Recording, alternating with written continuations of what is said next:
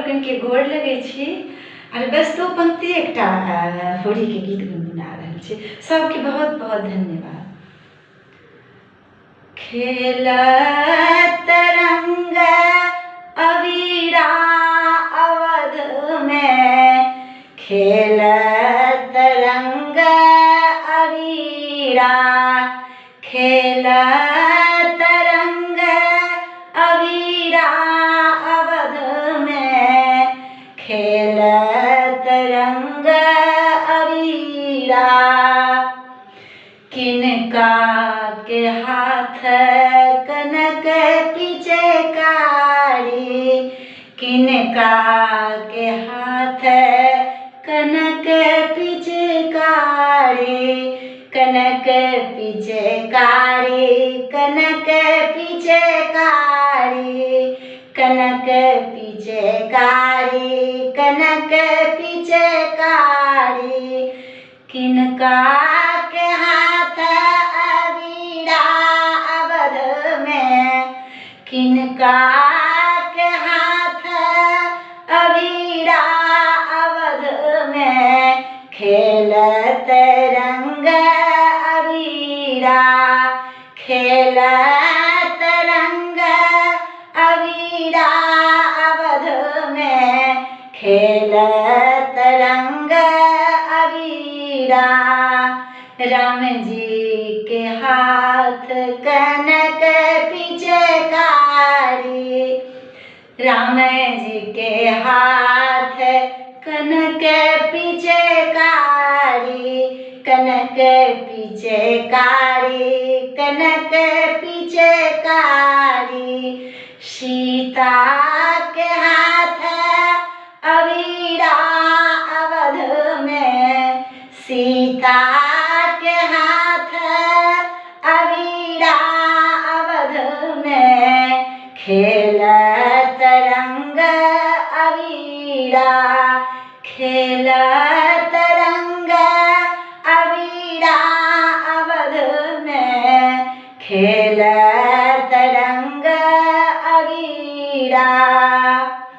राम जी के पहिरन पियर पीताम्बर, राम जी के पहिरन पियर पीताम्बर, पियर पीताम्बर, पियर पीताम्बर, पियर पीताम्बर, पियर पीताम्बर।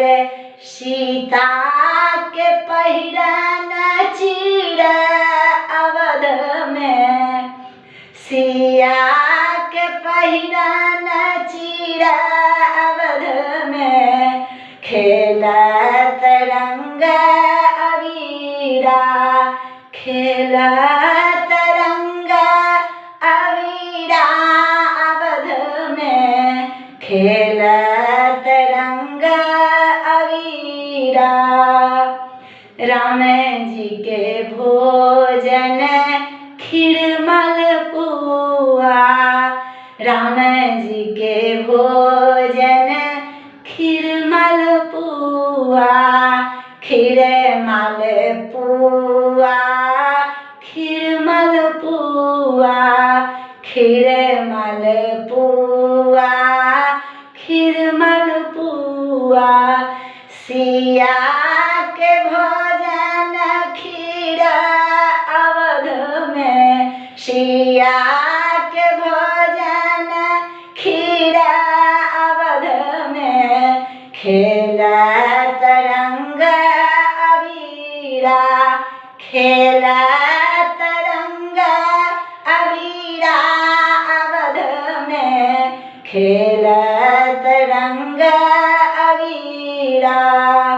राम जी के शोभन पियर गुलाल रंग, राम जी के शोभन पियर गुलाल रंग, पियर गुलाल रंग, पियर गुलाल रंग, पियर गुलाल रंग, पियर गुलाल रंग।